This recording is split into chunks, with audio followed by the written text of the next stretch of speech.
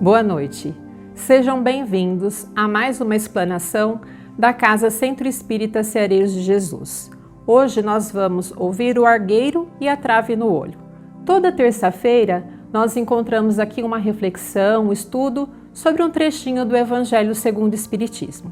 E para nós começarmos o nosso estudo, eu convido vocês a fechar os olhos, elevar o nosso pensamento até nosso Pai Maior, pedindo a sua proteção, a sua luz, que Ele possa iluminar o nosso coração, a fim que a gente consiga entender as mensagens do nosso irmão Jesus da melhor maneira possível, sempre exemplificando em nossas vidas.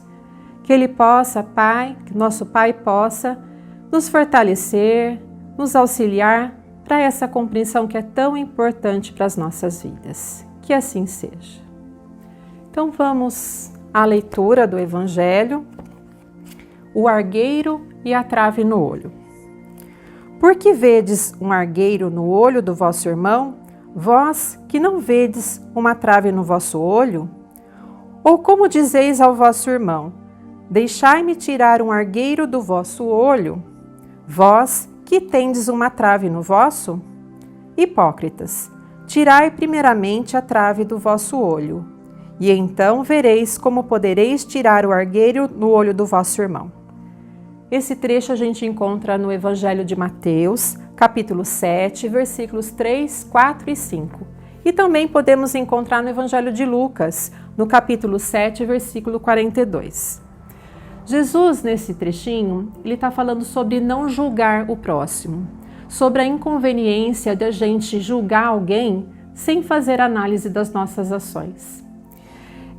Ele se remete a um exemplo muito simples que ajuda a gente a entender. Quando ele diz que nós enxergamos o cisco no olho do próximo, ou seja, um pequeno defeito, uma falha, e deixamos de ver uma trave no nosso olho, uma grande falha que precisa ser reparada. Esse comportamento de julgar outra pessoa é muito comum.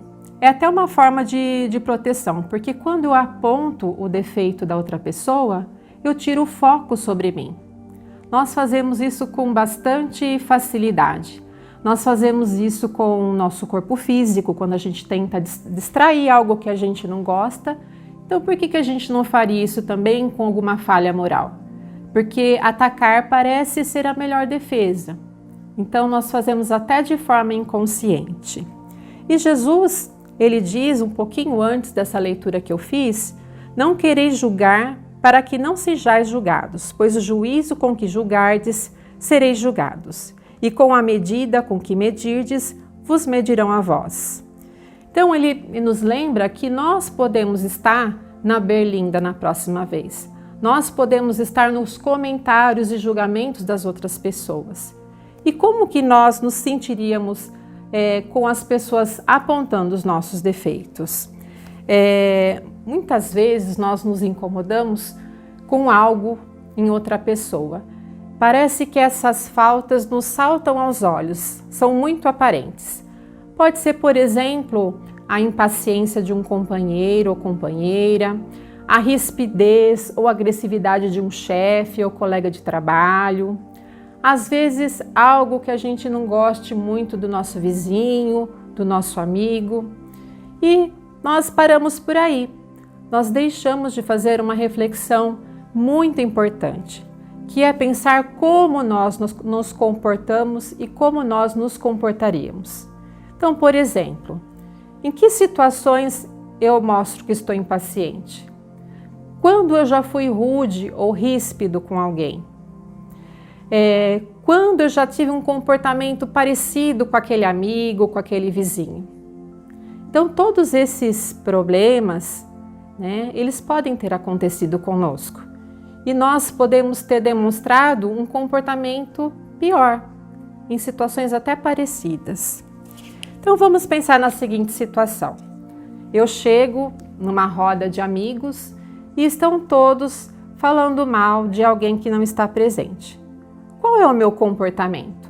Será que eu concordo, ajudo a falar mal para me sentir pertencente àquele grupo?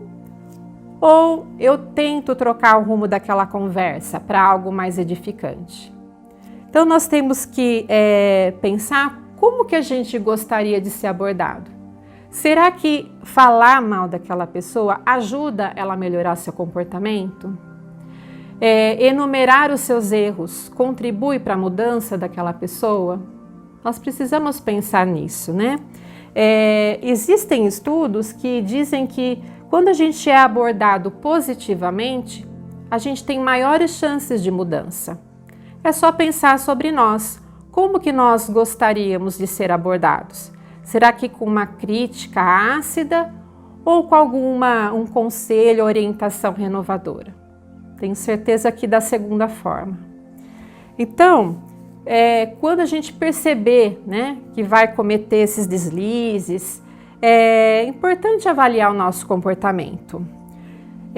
Será que numa situação parecida eu também não agiria daquela forma? Quais seriam os motivos para aquela pessoa agir daquele jeito? Talvez eu não saiba de tudo. Então é importante essa reflexão. O Kardec, que é o codificador do Espiritismo, ele diz que reconhece-se o verdadeiro espírita pela sua transformação moral e pelos esforços que emprega em domar suas más inclinações. Então, avaliar uma situação de fora é avaliar só um aspecto dela, não a sua totalidade. E muitas vezes, quando eu faço essa avaliação, eu quero que as pessoas respondam como eu responderia, porque eu acho que a forma como eu respondo ou me comporto é a forma certa. E às vezes nem sempre né? Eu costumo avaliar as coisas achando que eu tenho essa verdade. E quero que as pessoas se adaptem ao meu estilo de vida, de viver, de pensar. Isso é uma ilusão, porque eu acabo criando expectativas em cima dessa pessoa que ela não tem condições de executar. E eu fico tentando endireitar a pessoa, vamos dizer assim. Eu gosto muito de exemplificar esse tipo de situação com uma lenda indiana.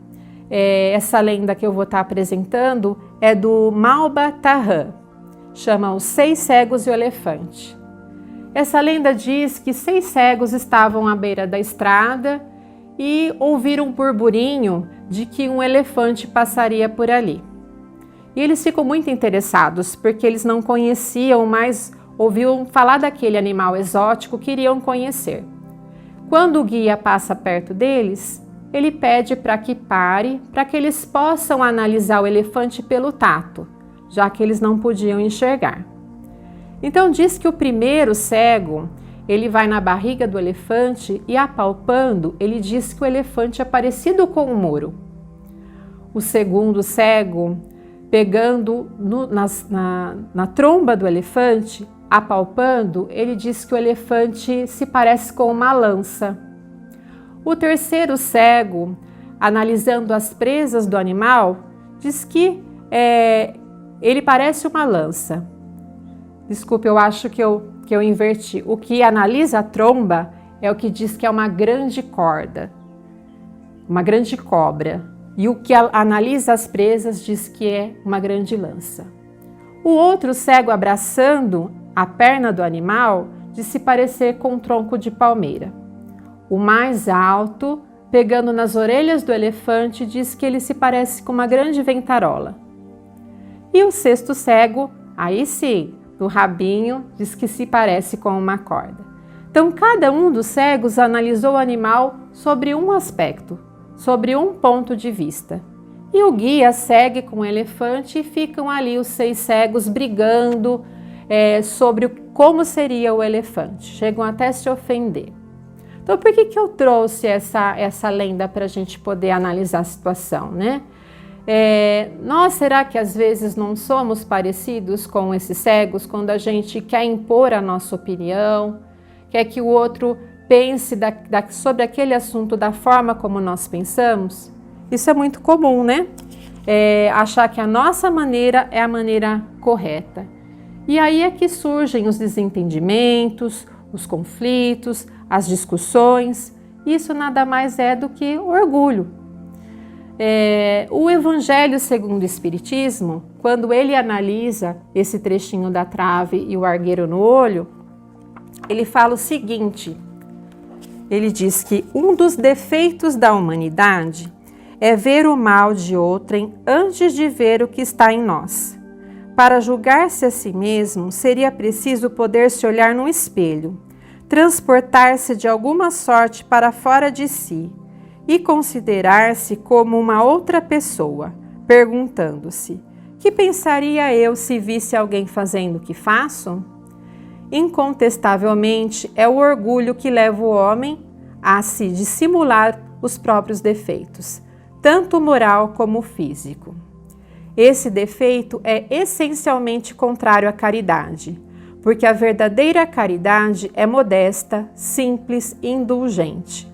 A caridade orgulhosa é um contrassenso, uma vez que esses dois sentimentos neutralizam um ao outro. Com efeito, um homem bastante vão para crer que na importância da sua personalidade e na supremacia de suas qualidades pode ter ao mesmo tempo bastante abnegação para fazer ressaltar em outro o bem que poderia eclipsá-lo, em lugar do mal que poderia realçá-lo? Se o orgulho é o pai de muitos vícios, é também a negação de muitas virtudes. Encontramo-lo no fundo e como móvel de quase todas as ações. Por isso, Jesus se dedicou a combatê-lo como o principal obstáculo ao progresso. Então, nesse comentário do Evangelho segundo o Espiritismo, ele fala sobre essa questão do orgulho. E vamos pensar então supor que não exista a maledicência, que exista um desejo verdadeiro, uma amizade sincera de colocar para a pessoa aquela falha, aquele defeito. Então vamos nos colocar na posição dessa pessoa que recebe a crítica. Como nós nos sentimos normalmente? Será que a gente agradece a contribuição daquele amigo ou será que pelo orgulho nós ficamos ofendidos? Muitas vezes nós ficamos ofendidos. E nós precisamos lembrar que o orgulho, ele não permite que vejamos as nossas imperfeições. Nós nos colocamos como parâmetro de medida, como se nós fôssemos perfeitos, né? E nós, pela nossa natureza humana, nós somos imperfeitos. E se o orgulho é a trave no olho, a humildade é o colírio que faz com que a gente enxergue as nossas imperfeições. Então, ao invés de a gente perder tempo tentando consertar o outro, por que nós não trabalhamos na nossa regeneração? É importante a gente refletir sobre o nosso comportamento, como a gente pode suavizar as nossas imperfeições. A única pessoa que é passível de mudança somos nós. Ninguém muda ninguém. Então, é preciso, como a gente sempre diz aqui na Casa Espírita, realizar a nossa reforma íntima, focar em nós, nas possibilidades de melhoras que nós podemos ter. E quando a gente fala em reforma íntima, a gente tem uma expectativa também de acertar de primeira, de não errar, né? De fazer logo na primeira vez tudo certinho. Mas não é assim. Nós somos um constante desequilíbrio e reequilíbrio. Implica em bastante desorganização para a organização dos nossos pensamentos e ações. Então, quando a gente faz uma reforma na nossa casa, vamos pegar como exemplo. Toda vez que a gente se dispõe a fazer algo na nossa casa, a gente já sabe que vão surgir coisas inesperadas, às vezes algumas coisas se quebram, aparecem gastos que não estavam previstos, né? Mas o nosso objetivo é que as coisas fiquem bem. E assim também deve ser a nossa reforma íntima. A nossa casa vai ser desorganizada para depois ser reorganizada. Então, a nossa consciência, os nossos pensamentos também.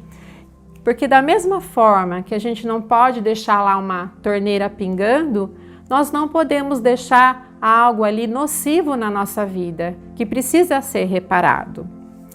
E eu trouxe para encerrar uma mensagem de Emmanuel, que é o mentor espiritual do Chico Xavier, E no livro O Reformador, ele fala sobre esse trecho, o argueiro e a trave no olho. E eu quero compartilhar com vocês essa mensagem, observemos amando.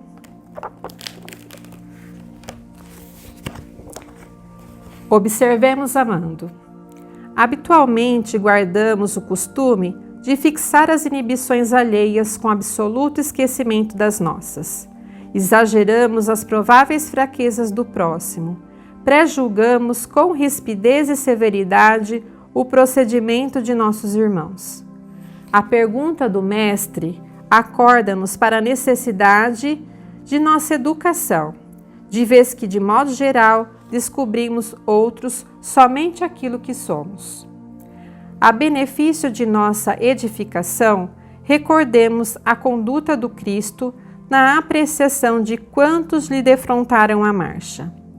Para muitos, Maria de Magdala era mulher obsediada e inconveniente, mas para ele surgiu como sendo um formoso coração feminino atribulado por indivisíveis angústias que, compreendido e amparado, lhe esperaria no mundo o sol da ressurreição. No conceito da maioria, Zaqueu era um agiota de mãos azinhavradas e infelizes. Para ele, no entanto, era o amigo do trabalho a quem transmitiria levantadas noções de progresso e riqueza. Aos olhos de muita gente, Simão Pedro era fraco e inconstante. Para ele, contudo, representava o brilhante, estranhado nas sombras do preconceito que fugiria à luz de Pentecostes para veicular-lhe o Evangelho. Na opinião do seu tempo, Saulo de Tarso era rijo doutor da lei mosaica, de espírito endurecido e tiranizante. Para ele, porém, era um companheiro mal conduzido, que buscaria em pessoa a portas de Damasco para ajudar-lhe a doutrina. Observemos amando, porque apenas o amor puro arrancará por fim as escamas de treva nos nossos olhos, para que os outros nos apareçam na bênção de Deus, que invariavelmente trazem consigo.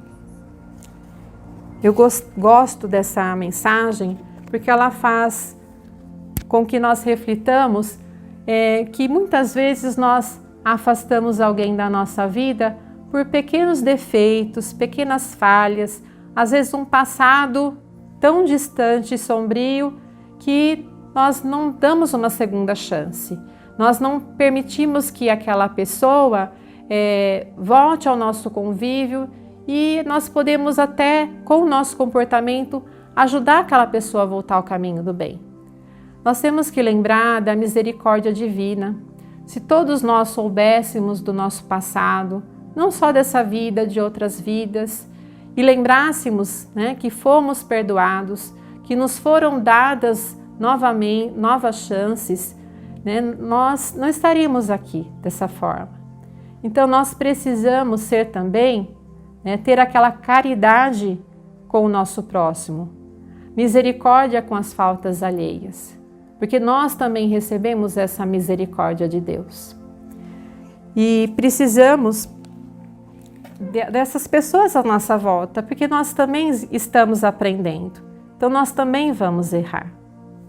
E é com esse pensamento que eu convido novamente a fecharmos os nossos olhos para a prece de encerramento, agradecendo a oportunidade de receber nos nossos lares a palavra do Cristo, que nós possamos aproveitar esses ensinamentos para a nossa prática, para a nossa reforma íntima, para a compreensão das faltas alheias, que nós possamos, antes de fazer o julgamento do outro, julgar os nossos atos, permitir que nós também sejamos colocados em foco, porque só nós temos a ganhar com isso, nos reformulando, acertando as pontas que precisam ser aparadas, para que a gente possa evoluir para ser uma pessoa melhor.